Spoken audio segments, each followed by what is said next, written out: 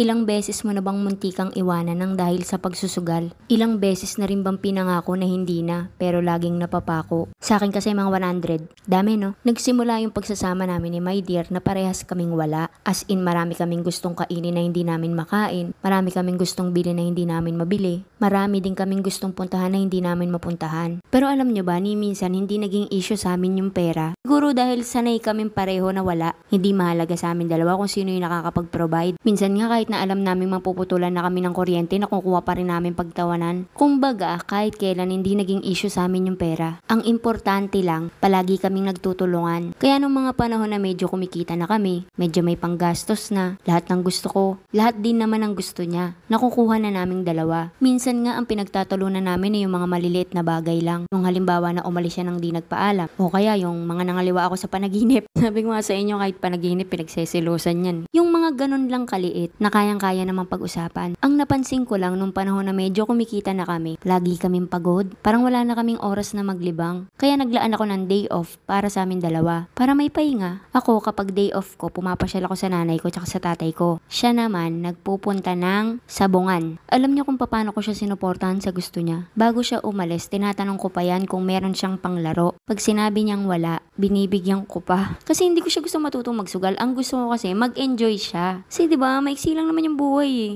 Yung mga hindi niya nararanasan noon, gusto ko maranasan niya. Gusto mo maglibang, gusto mo magsugal, sige. Basta ang hiniling ko lang sa kanya noon na wag niyang gagawing bisyo ang pagsusugal. Yung maglibang ka, ayos lang. Si Maider kasi matatag din naman yung mindset niyan. Pag sinabi niyang hindi, alam kong hindi talaga. Kaya tiwala ako na yung libangan niya hindi niya gagawing bisyo. Saka kasi ang sa akin, pag nakikita ko nag-e-enjoy siya, parang masaya na rin ako eh. Kung yung pagsasabong ba yung ikaliligaya niya ba't hindi? Tapos nung nag-pandemic, di guho yung hanap buhay namin. As in, ang pinanghahawakan ko na lang yung natira naming ipon. Parang bigla na lang kaming nawala ng hanap buhay. Tapos bago pa yon, nakapag-down pa ako dun sa dump truck na sanang kukunin namin ni My Dear. Kasi magsisimula dapat kami nun sa trucking business. Hindi rin naman natuloy yun dahil sa pandemic. Parang ilang buwan ata kami nasa bahay lang. Tapos napapansin ko parang medyo nag-iiba yung ugali niya. Masungit, lagi mainit ang ulo. Hindi naman siya ganun. Palaging galit, tanghali nagkukulong sa kwarto, anong oras na natutulog, laging puyat. Hanggang sa nung minsan, binuksan ko yung GCash account niya. Tapos nag-pop up yung Pitmaster.